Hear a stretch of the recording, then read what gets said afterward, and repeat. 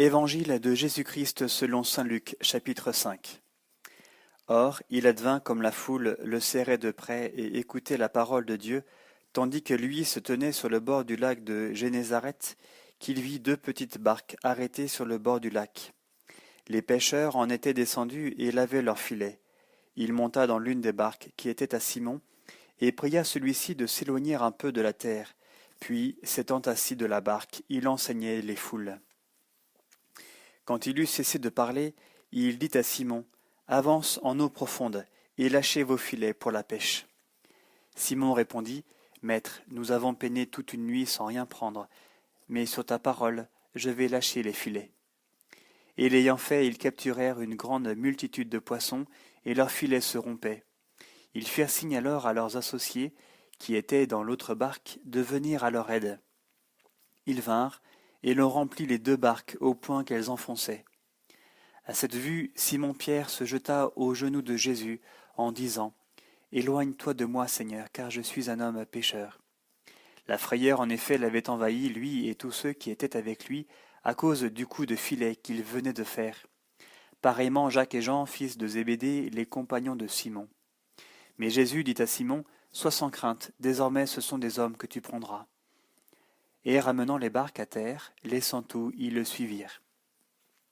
Il advint comme il était dans une ville, qu'il y avait un homme plein de lèpre.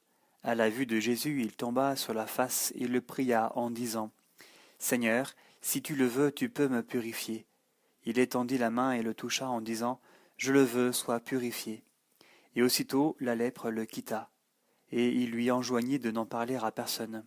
« Mais va-t'en te montrer au prêtre, et offre pour ta purification selon ce qu'a prescrit Moïse, ce leur sera une attestation. » Or la nouvelle se répandait de plus en plus à son sujet, et des foules nombreuses s'assemblaient pour l'entendre et se faire guérir de leur maladie.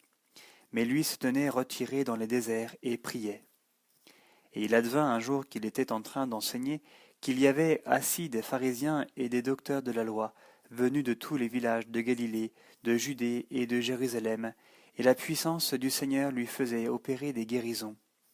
Et voici des gens portant sur un lit un homme qui était paralysé, et ils cherchaient à l'introduire et à le placer devant lui.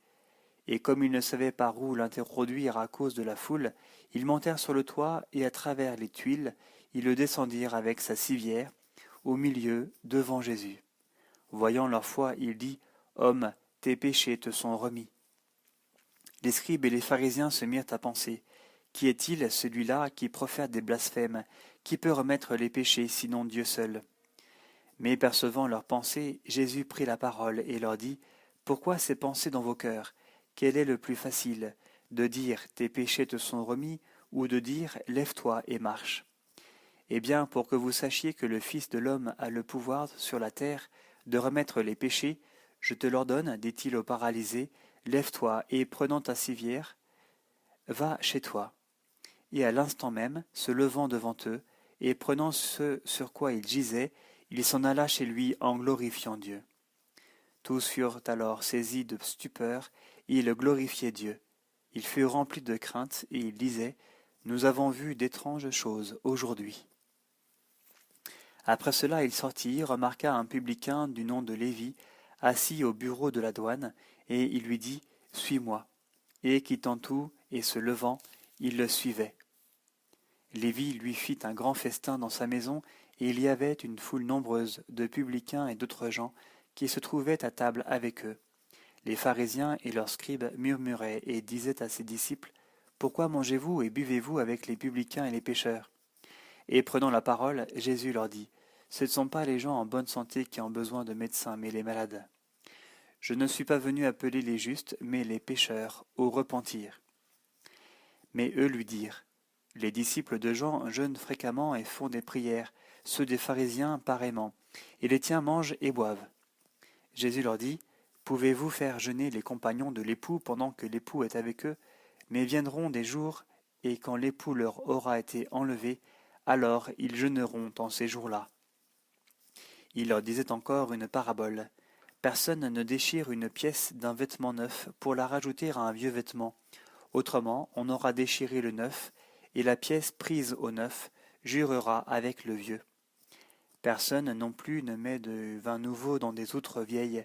Autrement, le vin nouveau fera éclater les outres, et il se répandra, et les outres seront perdues. Mais du vin nouveau, il le faut mettre en des outres neuves, et personne, après avoir bu du vin vieux, n'en veut du nouveau.